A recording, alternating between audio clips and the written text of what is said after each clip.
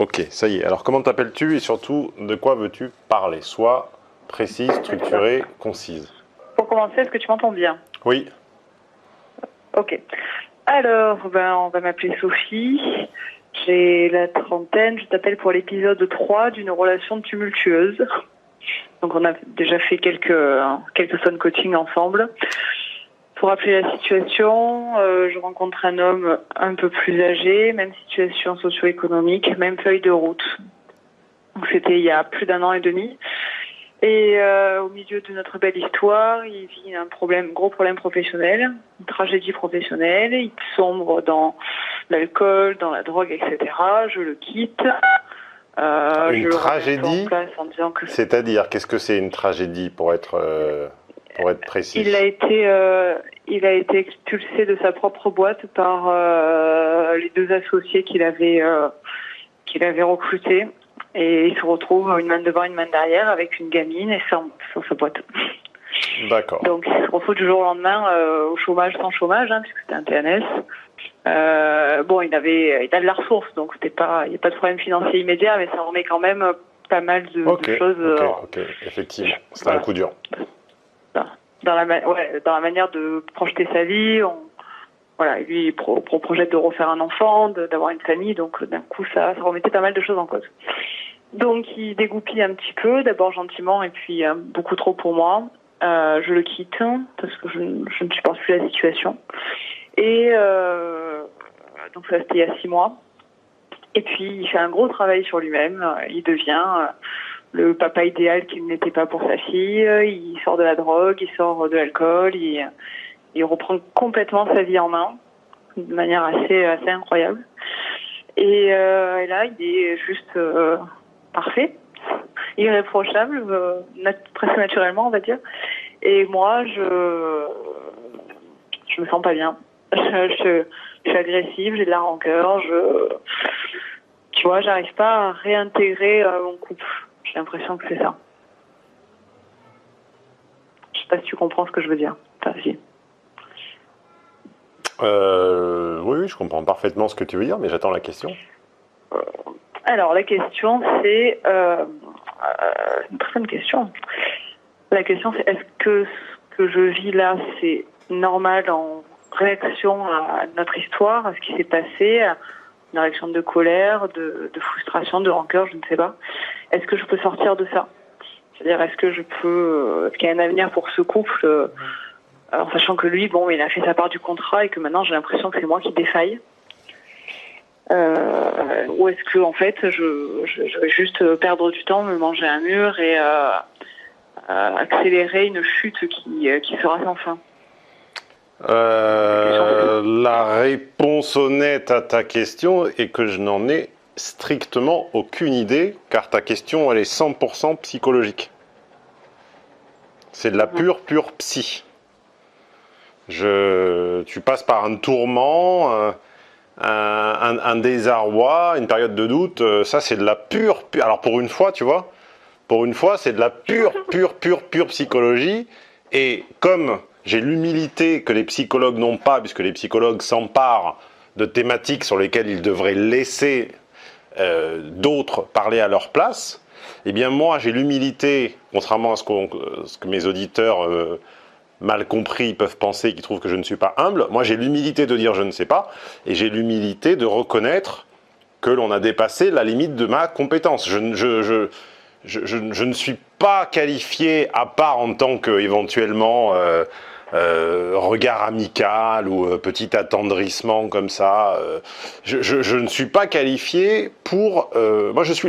ma qualification, c'est de fabriquer une trousse à outils pour essayer d'apporter une logique à des nœuds, ce qu'on appelle historiquement le nœud gorgien, ou à des nœuds philosophiques, des nœuds relationnels, des nœuds sociologiques, à des relations qui sont coincées, bloquées, un galimacias de nœuds relationnels. Là, en l'occurrence, la relation n'est pas coincée, n'est pas bloquée, n'est pas en stand-by. C'est toi qui passes par des revirements, des atermoiements, et c'est ton propre petit cœur qui fait le roller coaster, qui fait les montagnes russes. Mais ça, je ne suis pas compétent là-dessus. Et j'aimerais bien que les psys admettent qu'ils ne sont pas compétents sur les questions relationnelles et qu'ils laissent ça à d'autres, parce que moi, j'ai l'humilité d'admettre que je ne suis pas compétent sur les questions psychologiques. Je ne sais pas quoi te dire de pertinent. Alors, on peut évidemment en parler 45 minutes en mode amical, mais puisque là, on fait un truc enregistré et tout, je ne sais sincèrement pas comment dialoguer avec ta petite boule au ventre. Oui, ok. Sincèrement, donc, ça c'est typiquement une question pour un psy. Hein. Merde. Pitié, pas le psy. Tout mais pas le psy. Ah bah... ok. Je n'en sais vraiment sincèrement rien. Et c'est une saine démarche que de ne pas sortir de son domaine de compétence. Il y a 2 professions qui font ça tout le temps. Ça fait d'ailleurs des grands trous dans la sécu, c'est les kinés et les psys. Ce sont les gens qui vous... Ah oui, ah bah oui. Ah bah c'est pareil, alors les massages chez le kiné, les électrodes, etc., je veux dire, quand t'as 2 cervicales bloquées, ça sert à rien de te faire 50 séances de kiné, vaut mieux un bon ostéo ou un bon chiro. Tu vois, mais le kiné n'aura jamais l'honnêteté de dire... Vous vous êtes trompé d'endroit. Moi, je fais de la rééducation et des massages. Si vous avez une sacro-iliaque, une dorsale, une lombaire, un genou ou une cervicale coincée, il faut aller voir un ostéo. Non, il te garde pendant 50 séances. Donc, je pourrais te faire la même chose. Mais très honnêtement, la boule au ventre, c'est pas mon domaine. Les atermoiements émotionnels, c'est pas mon domaine. Le calme. C'est pas tellement la boule. Ouais, dis-moi. C'est pas tellement la boule au ventre. C'est. Je me demandais si c'était une réaction normale ou en contre-réaction. Tu vois, comme le fait quand tu parles de faire du ressentiment, d'attendre, de faire du ressentiment pour mieux quitter l'autre, etc. Je me suis demandé à un moment si j'étais pas dans cette phase-là finalement. Il y a pas de sentiment normal. Tout sentiment est normal dans la mesure où il advient. Et il faut y faire face. Donc si ça advient sans manipulation extérieure, bah, c'est que c'est normal pour toi. Après, ta normalité n'est pas la mienne, et moi j'ai d'autres dilemmes, d'autres atermoiements, d'autres roller coasters émotionnels, pas celui-ci. Et sans doute, hein, je mets des énormes guillemets qui soulignent le statut hypothétique de ce que je m'apprête à dire, sans doute est-ce lié à des récurrences, sans doute faut-il remarquer une espèce de stratagème ou de posture, ou sans doute cela se joue-t-il sur autre chose que strictement la tease et la drogue, puisque manifestement, si c'est plus au menu et que le problème subsiste, mon côté ingénieur me pousserait à dire que quand on supprime 2 paramètres de l'équation, ou plutôt on les supprime pas, mais quand on fait varier 2 paramètres et que ça ne change rien en résultat, c'est que ces paramètres ne sont pas pertinents dans l'équation. Mais encore une fois, te dire plus que ça serait sortir de mon domaine de compétence, et ça serait faire ce que je reproche aux autres. Donc je dis, chacun reste sur son domaine de compétence, et quand c'est du sentiment personnel et une souffrance personnelle finalement qui n'est due qu'à sa propre interprétation et analyse des choses, je suis ravi d'avouer mon incompétence, car c'est la plus grande preuve d'humilité. Et il faudrait que les autres en fassent de même quand on leur soumet des dilemmes relationnels, plutôt que d'appliquer toujours leur fameuse grille de lecture Jungo, Fredo, lacanienne. Oui, donc avant, quand il y avait des vrais gros problèmes, c'était facile de mettre le doigt dessus et de l'affliger avec ça. Maintenant qu'il n'y a plus de gros problèmes, en fait, je continue à chercher des problèmes. Donc c'est qu'il y a. Je sais pas. Peut-être qu'il y en a, peut-être qu'il n'y en a pas. Peut-être que tu les inventes, peut-être que tu les inventes pas. Peut-être que ton instinct surdéveloppé de femme pressent un truc qui est pas clair. C'est possible, hein. Peut-être que ton instinct enfin, allez, alors là, après avoir avoué mes limites, je peux faire de la psy de comptoir, comme tout le monde. Et en mode psy de comptoir, si tu es câblé correctement, si tu es quelqu'un dont l'intuition fonctionne raisonnablement, si tu es quelqu'un dont le 6e sens est plutôt avec toi que contre toi, bah, peut-être qu'il te dit quelque chose, ce 6e sens. Il te dit peut-être qu'on te monte peut-être qu'il te dit qu'on est en train de te mentir. C'est possible. Mhm. Moi, j'ai une amie comme ça, enfin, je la fréquente plus depuis quelques années, depuis qu'elle est partie habiter dans les dom-toms. Mais je connais cette cette fille, que j'avais rencontrée à l'époque, avec qui on avait eu une brévissime histoire, puis on était devenus amis. Et vers les, je ne sais plus quel âge, vers les 30, 36, 37, 38 ans, évidemment, l'horloge biologique arrivant, elle a écrit sur sa feuille de route « Je veux un enfant ».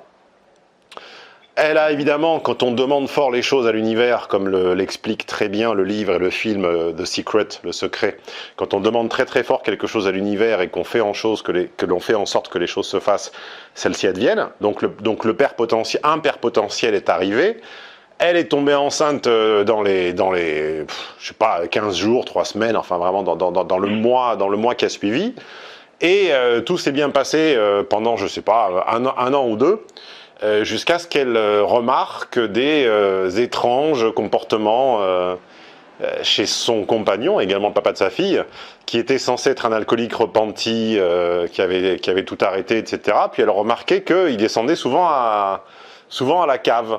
Et en fait, il planquait des réserves d'alcool à la cave, certaines bouteilles dans le frigo qui étaient censées contenir de l'eau, enfin, il remplaçait l'eau par le vin dans les bouteilles du frigo, etc., etc. D'accord. Donc, ce sont des choses qui arrivent. Je ne dis évidemment pas que c'est le cas, puisque je ne connais cette personne ni d'Ève ni d'Adam. Je dis en général que quand on est câblé à peu près correctement, c'est pas de la psychologie de comptoir. Enfin, si, c'est de la psychologie de comptoir, mais c'est quand même plutôt vrai de dire que, en général, les signaux d'alerte, les signaux d'alarme ne trompent pas, mais ils n'ont pas forcément la forme à laquelle on s'attend. C'est des démangeaisons, c'est des douleurs corporelles, c'est de l'asthme, c'est de l'eczéma. Ça dépend des gens. Chez certaines personnes, ça va être de l'eczéma. Chez d'autres, ça va être des douleurs dorsales. Moi, par exemple, c'est les douleurs dorsales, cervicales, sacro-iliaques, etc. Chez d'autres, ça va être évidemment, alors les fumeurs, ils vont fumer plus. Les mangeurs, enfin les gourmands, tu sais, ceux qui ont des problèmes de poids, donc leur poids va faire le yo-yo sur 5, 6, 7, 8, 9, 10 kilos, de plus, de moins en quelques semaines. Ceux qui ont des problèmes de peau, ça va être une peau dégueulasse, de l'eczéma, etc., etc.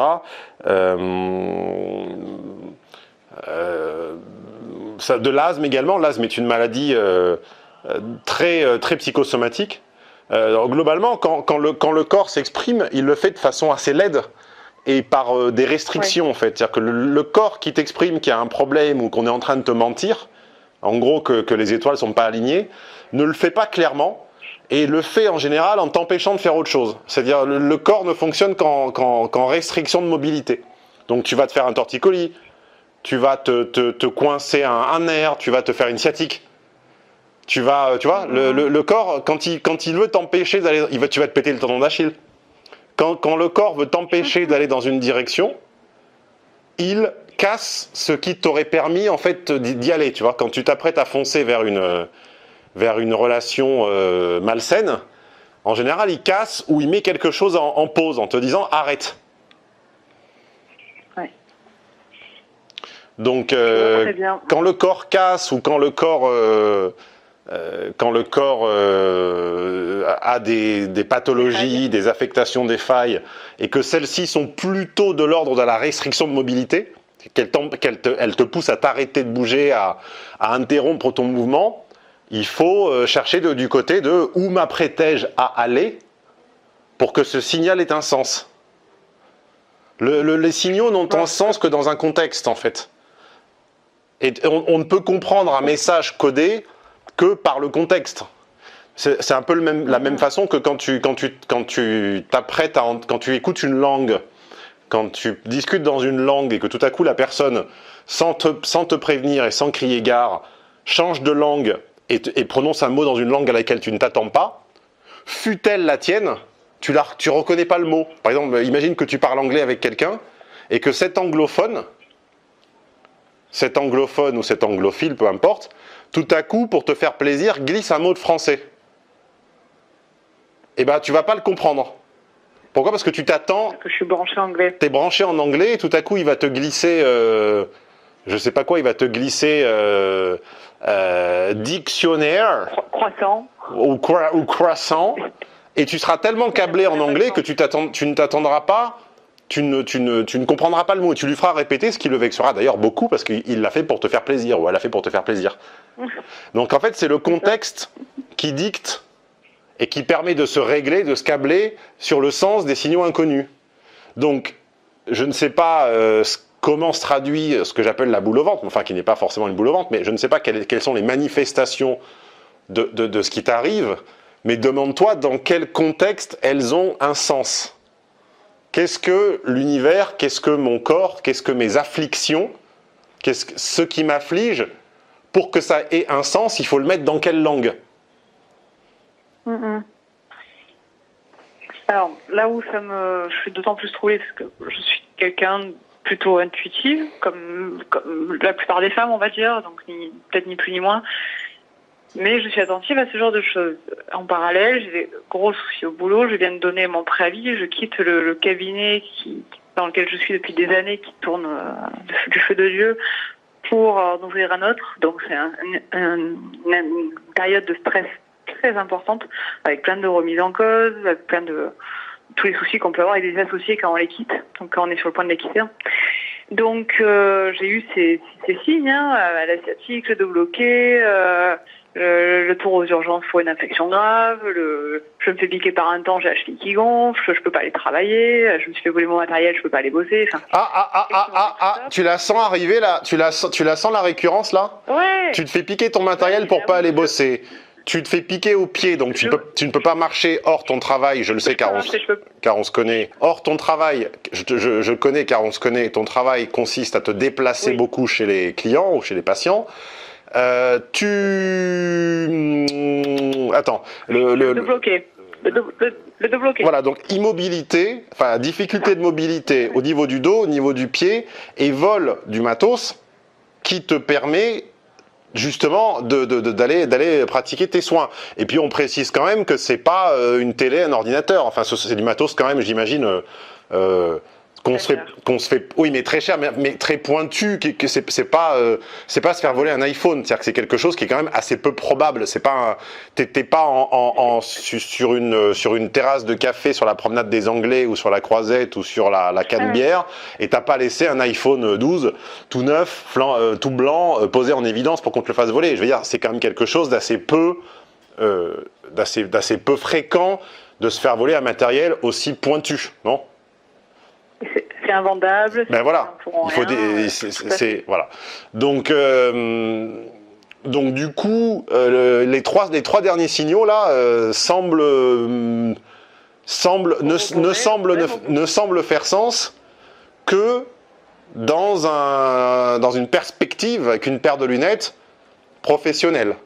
Ce qui est étrange, c'est que le déclencheur, c'est cet homme-là, c'est-à-dire que celui qui active, ou en tout cas celui sur lequel ton attention se focus, se transfère, celui pour lequel tu m'as appelé, c'est pas ton taf, c'est ce type-là. Donc il y a une deuxième couche de complication qui est pourquoi est-ce que quand ça te fait mal à gauche, tu regardes à droite, ou pourquoi est-ce que quand ça te fait mal à droite, tu regardes à gauche.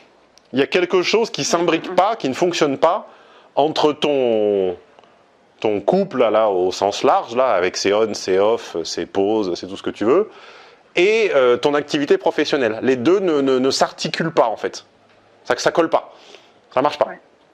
Donc pourquoi ça ne marche pas? Bah ça. Ah bah moi je sais pas. La réponse c'est toi qui l'as. Hein. Ah oui non, il y a pas. Moi je n'en vois pas. Ça ne marche pas avec. Pourquoi ça ne marcherait pas avec lui, avec un autre? Ça n'a pas de sens. C'est que ça ne marche pas avec moi. Les difficultés que j'ai au boulot n'ont rien à voir avec lui. C'est non, je me suis posé ce genre de questions, mais je bloque totalement. Donc le meilleur truc que j'ai trouvé à faire, c'est changer de cabinet en tout cas, je redéménage, je reviens dans ma ville pour avoir plus de stabilité aussi. Mais rien à voir là-dedans. Avec ou sans. La période où on n'était plus ensemble. Normalement, dans une relation qui fonctionne bien, et Dieu sait qu'elles sont de plus en plus rares, je l'ai expliqué à de nombreuses reprises, j'ai beaucoup traité du pourrissement des relations, mais on ne rappellera jamais assez une base, un prémisse, une hypothèse, c'est que normalement, dans une relation qui fonctionne bien, une difficulté, voire une tragédie, voire un drame, alors un drame, n'exagérons pas, je m'emballe un peu, enfin on va dire une difficulté professionnelle, n'entame pas le niveau d'intérêt pour son partenaire. Sauf évidemment si elle s'ancre pendant des années au point de plonger l'un des deux dans une dépression carabinée, etc. Mais une difficulté personnelle passagère n'est normalement pas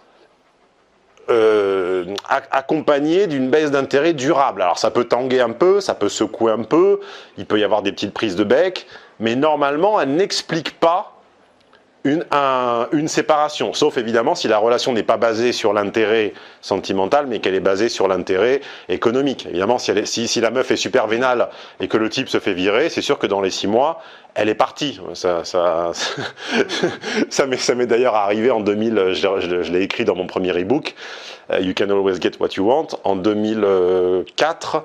J'ai perdu mon tout premier taf et ma copine la même semaine, hein, évidemment. Ça va ensemble.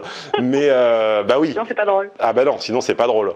Mais normalement, si votre relation fonctionnait correctement, les deux devraient être décorrélés. Il ne devrait pas y avoir de causalité entre l'un et l'autre. Donc que tu sois stressé par le fait de prendre un cabinet seul plutôt qu'un cabinet en co-cabinetation, je ne sais pas comment on dit, normalement n'a rien à voir avec ton entente avec ton compagnon. Si les deux se mélangent, ça veut dire qu'il y a un fil qu'on n'a pas rebranché dans la mécanique, il y a un truc qui colle pas, il y a un court-circuit quelque part. Ouais, non, ce que je vois entre nous, c'est que je suis tendue de manière irraisonnable. Avant, quand il rentrait pété, coquet, que je sois tendue, bon, ça s'explique. Mais là, qui fait tout, qui est aussi soin, qui fait tout bien, des fois, je me sens tendue. Mais parce que alors, de deux choses l'une, soit tu es mal câblé, et ça arrive, il y a des gens qui sont mal câblés et qui, du coup, surréagissent tout le temps. Ma mère, par exemple, est comme ça. Mal câblé avec lui ou mal câblé? Non, c'est-à-dire soit tu as le trouillomètre mal réglé. Il y a des gens qui ont le trouillomètre mal réglé, c'est-à-dire qu'ils sont toujours en surstress pour tout. Vu qu'on se connaît un tout petit peu en dehors, ça me semble quand même pas du tout être ton cas. Non, c'est exactement ça le problème que je ressens, c'est que je me connais pas comme ça, je me découvre stressée, tendue et peureuse. Alors je me suis dit peut-être qu'il m'a tellement fait, enfin pas fait peur, pas physiquement, il m'a jamais menacé, mais ça a tellement été quand même rude, c'est les histoires qu'on a eues, que là j'ai peur aussi de réinvestir la relation, peur de ressouffrir, de devoir repartir, parce que quand j'ai fait les valises de ma propre maison pour partir, ça a été quand même pas facile. Les symptômes de stress que tu décris ne ressemblent pas. Hein, encore une fois, je ne suis pas médecin, j'emploie symptômes avec d'énormes pincettes. Les symptômes de stress que tu décris ne ressemblent pas les symptômes ne ressemblent pas au mal. Ton explication, ça tourne pas rond, je la sens pas. L'idée que tout cela serait occasionné par la peur de te tromper une seconde fois, totalement intuitivement, en utilisant mon expérience et mon pif et mon flair, je le sens pas. Je trouve pas que ça colle. Ça marche pas. Te mettre dans un état pareil pour un mal pareil, un mal qui est un faux bien en fait, ouais. J'y crois pas beaucoup. Je parierais même pas 1 euro sur cette solution-là. Il y a autre chose pour moi. Pour moi, il y a un truc que tu ne vois pas, mais qui est en train de se jouer, que tu détectes au niveau subconscient pour faire de la psy de comptoir. Enfin, on va dire ton système nerveux, pour être plus terre à terre que de la psy de comptoir. Ton système nerveux est en train de te dire quelque chose et il y a un truc avec cette relation qui ne fonctionne pas, mais simplement tu n'en as pas la preuve, tu n'en as que l'intuition. Ah oui, non, la preuve, ça sera dans le temps. Et si j'en ai la preuve dans le temps, c'est que je vais être très malheureuse et je ne veux pas en arriver là. Moi, je me suis demandé, tu vois, dans sa tourmente où je l'ai vu se droguer presque devant sa fille de 7 ans, etc., etc.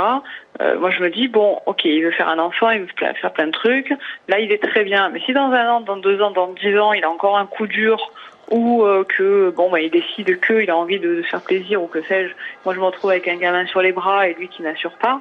Ça c'est un questionnement qui me trotte depuis des mois en me disant est-ce qu'il y a vraiment... Non mais t'as même pas à te questionner. Enfin, quelqu'un qui a prouvé être capable d'une chose, ça veut dire qu'il en est capable. Et est capable de le faire. Bah bien entendu.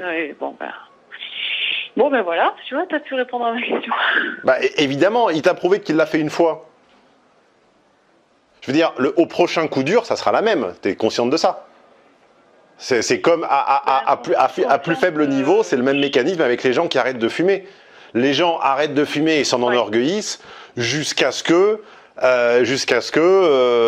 ils perdent un proche, ou jusqu'à ce qu'ils perdent leur job, ou jusqu'à ce qu'ils se fassent larguer, ou jusqu'à ce que ci, jusqu'à ce que ça. Et là, évidemment, tout de suite, le réflexe revient. Donc là, comme il ne s'agit pas de tabac, mais de bien plus addictif, il est évident qu'au premier coup dur, ce mec va se droguer. Mais c'est, je veux dire, moi là, je te parie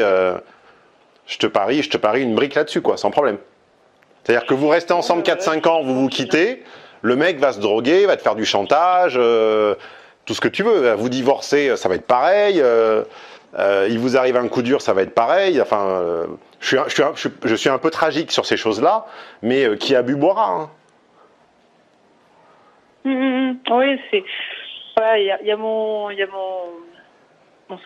côté un peu, enfin, optimiste qui me dit qu'il peut changer, etc. Mais ça, c'est des projections qui, en fait, qui sont totalement obstruées par mon côté rationnel. Et rationnellement, je sais très bien que la vérité est devant moi.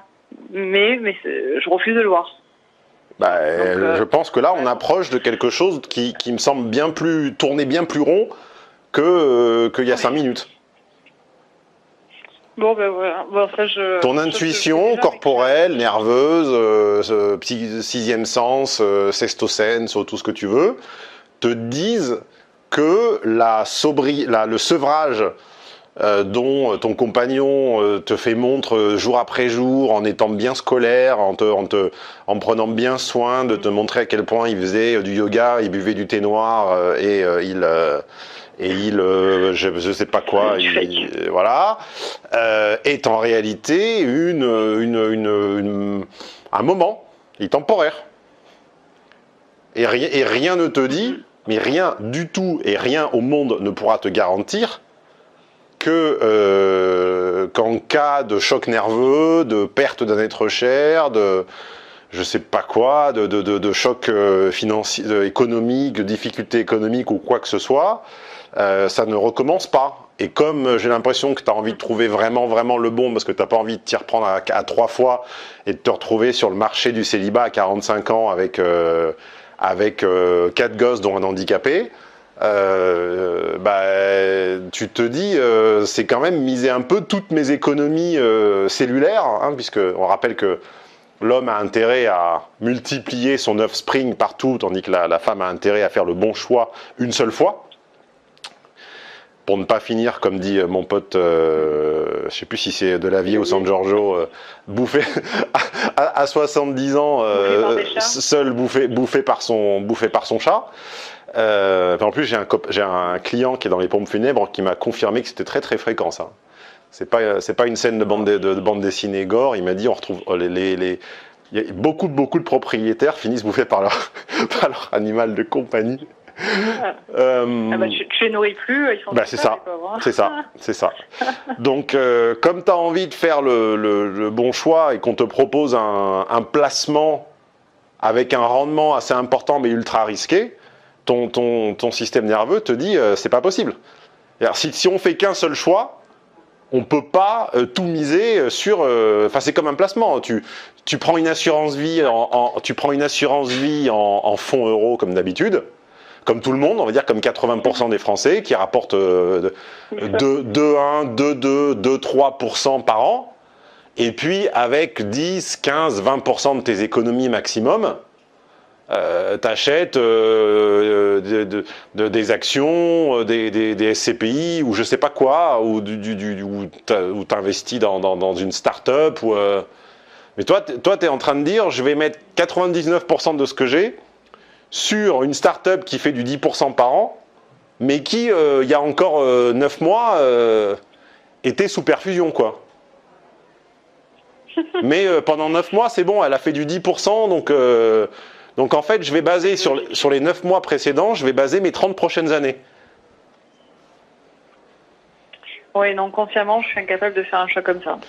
Donc ton corps te dit, attention, ça ne fonctionne pas. Donc il casse de partout pour te freiner dans cette voie.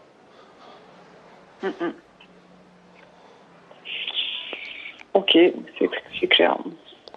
Moi, quand je me suis pété le tendon d'Achille, j'ai beaucoup réfléchi à ce que cette blessure voulait dire. Je suis allé contre mon intuition et résultat, j'ai perdu 2 ans. Ouais. Et ça a fini par se révéler. Bah non, mais révéler. Je pense aujourd'hui qu'effectivement, ces deux années étaient 2 années largement perdues et que j'aurais dû plus interpréter que je ne l'ai fait ce signal-là. Donc, au final, nous n'avons émis que des hypothèses et nous n'avons fait que les classer par ordre de la plus plausible à la moins plausible. Moi, je pense que la plus plausible, c'est celle qu'on a prononcée à la fin. Donc, je pense que ton corps est en train de, pour résumer, ton corps est en train de te dire, fais gaffe, si ça continue, je vais tomber enceinte et je ne le sens pas du tout ce type-là, donc fais pas la conne. C'est ce que tes petits ovaires, à mon avis, sont en train de te dire. Et pour le reste, on ne place pas 100% de ses économies sur une boîte dont on a 9 mois d'historique ou 6 mois d'historique.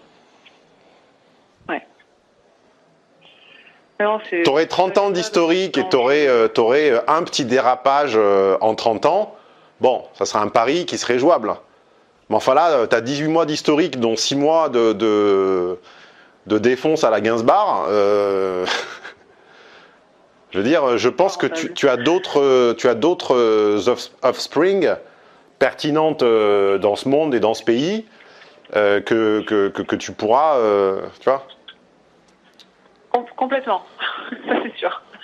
Et c'est vrai que ces autres options ne font qu'éveiller justement ce sentiment de me dire, voilà, ne place pas tous tes pions au même endroit, ça n'a pas de sens, effectivement. Et quand on reparle de projets sérieux, il monte une angoisse en me disant, voilà, un enfant avec lui et que ça redémarre. Tu vois, qu'est-ce qui trigger le mal en fait? C'est comme l'ostéopathe, il appuie un peu partout pour voir ce qui trigger la douleur. Il commence pas le soin avant d'avoir compris ce qui trigger la douleur, ce qui déclenche, le trigger, c'est la gâchette, ce qui appuie sur la gâchette.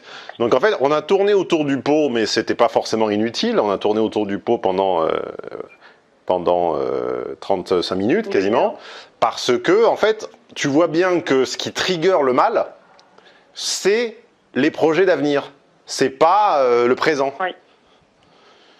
Tout à fait. Donc en fait, ce phone coaching qui aurait pu ne ressembler à rien va être très pédagogique. Donc merci d'avoir accepté son enregistrement, contrairement à de nombreux hétéros binaires de base pour qui c'est toujours trop privé pour être enregistré, puis à la fin il n'y a rien de privé du tout, évidemment. Donc on voit bien qu'une histoire aussi personnelle peut parfaitement être enregistrée en étant un peu anonymisée.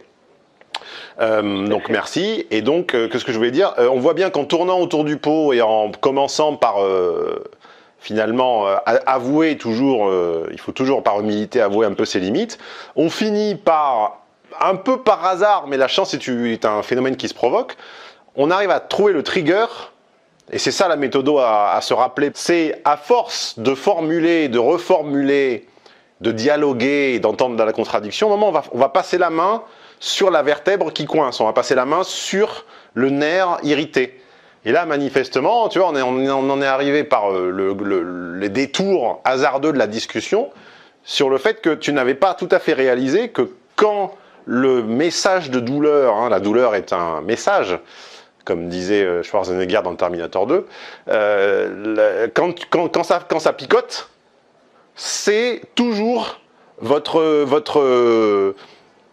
c'est toujours au niveau de votre promesse d'engagement sur le long terme. C'est toujours au niveau de vos projets à long terme. C'est toujours au niveau en gros, c'est toujours au niveau des gosses et de lier sa vie l'un à l'autre. Là, ton corps te dit, ne le fais pas. Je suis pas d'accord. Il y a un problème. Je sens un problème. Et je pense que c'est très profond. et qu'effectivement, on est au-delà de l'empathie, c'est de la surempathie ou de la super-empathie. Quelque chose te dit, ne fais pas un enfant avec cette personne. Et si tu en parlais avec ma copine Léna, qui a fait un gamin avec un alcoolique, même si aujourd'hui je crois, car on a presque plus de contact, mais je crois que ça va un petit peu mieux, je peux te garantir que la dernière fois que je l'ai vue, elle fumait clope sur clope, alors que c'était une non-fumeuse. Elle fumait clope sur clope, elle avait perdu 10 kilos, elle tombait en larmes toutes les 5 minutes. Et évidemment, sa gamine pleurait tout le temps, parce que c'est pas à toi que je vais apprendre que les enfants imbibent les réticences de leurs parents. Donc, je te laisse imaginer que ton potentiel hypothétique enfant, même si tu lui mens, imbibera, boira toutes tes angoisses. Donc, je suis pas certain, des conversations qu'on a eues récemment ensemble sur les enfants, je suis pas certain que ce soit le contexte dans lequel tu souhaites l'élever. Ouais, comme tu le sais, je préfère pas avoir d'enfant. En tout cas, pas avec un alcoolique drogué chronique sous prétexte qu'il a eu 6 mois de sevrage. De rémission. De rémission, voilà. Je cherchais le mot, j'allais dire résilience, mais tu vois, je savais que c'était pas le bon mot. C'est pas le terme juste. Voilà, donc rémission. 6 mois de rémission me paraissent bien peu pour fertiliser son offspring. Yes. Bon, ben voilà, tu vas plus faire psy finalement. Je sais bien, mais moi j'ai l'humilité de reconnaître que normalement je ferme ma gueule quand j'ai pas étudié. Mais tu sais que ça, avec un psy moyen, t'en avais pour 3 mois. Hein. Oui, mais c'est pour ça que je vais pas avoir de psy. T'as arrêté ? Notre psy de couple, psychothérapie de couple, ça marche trop bien, on s'est remis ensemble. Donc on va plus le voir. J'ai décidé qu'on n'allait plus le voir. Oui, ça marche tellement bien que le problème, c'est que tu es malade toutes les semaines et que... c'est ça. Voilà. C'est ça, j'ai compris que ça nous a fait beaucoup de bien de le voir, mais pour autant, ça ne va pas. C'est ça. Donc notre couple va mieux, mais derrière, ça ne va pas. Et ça, je l'ai bien senti. Donc j'ai dit, bon, de toute façon, ça ne sert plus à rien qu'on aille le voir, sous prétexte en disant, bon, maintenant notre couple va bien, globalement, on n'a plus de problème, donc on va plus le voir. Mais je sentais bien qu'à un moment, ça ne pouvait pas aller plus loin. C'est l'arbre qui cache la forêt, tu vois. Écoute, je vais finir. On va faire une conclusion à la blogueuse, vlogueuse, maman, experte en couche culotte, végane et prof de yoga. Écoute ton corps. Écoute ton corps. Écoute tes sensations. Parce qu'une fois n'est pas coutume, je pense que c'est un bon conseil. Et la preuve que je ne suis pas sectariste. Puisqu'il est vrai que de temps en temps, dans des cas très particuliers comme celui que tu évoques, il faut se surbarycentrer et il faut s'immerger au centre de ses sensations et essayer de les interpréter, de les comprendre. Mais ce n'est pas un substitut à l'analyse, à la pensée, à la vision du monde, à la politique, etc. C'est juste dans ton cas précis. Donc il n'y a rien de mal à écouter ses sensations. Il n'y a absolument rien de mal. Jouvet disait il faut penser ses sensations, il faut écouter et penser ses sensations. Il n'y a rien de mal à ça. Là où ça devient pathétique et ridicule, c'est quand ça se substitue à toute analyse, à toute pensée et à toute opinion un peu technico-fonctionnelle. Non, là ça devient ridicule. Mais dans ton cas, puisqu'il s'agit de choisir un partenaire pour la vie, écoute ton ventre comme une vlogueuse, écoute tes sensations et elle semble d'accord avec... tu as un faisceau convergent de blessures, de mal-être, de gêne, de tension, de trucs qui te disent « fais gaffe, ça va péter ». Ok. Voilà, Sophie. Merci, Stéphane. À bientôt. Je t'en prie, à bientôt. Sophie a bénéficié de ce phone coaching car Sophie a eu l'intelligence d'être VIP. Voilà, un VIP est quelqu'un qui bénéficie, au-delà des phone coaching gratuits et illimités, de mon séminaire mensuel toute l'année, c'est-à-dire 11 mois sur 12, d'une messagerie, de contenu exclusif et puis qui a mon éclairage psycho-sociologique ou socio-psychologique sur ces dilemmes relationnels. Et parfois, exceptionnellement, on sort un tout petit peu de la trousse à outils habituelle et on lui parle de ses ovaires, de son mal au ventre et on lui dit d'écouter ses sensations. Merci Stéphane. Salut pour Sophie. ton aide. Ciao.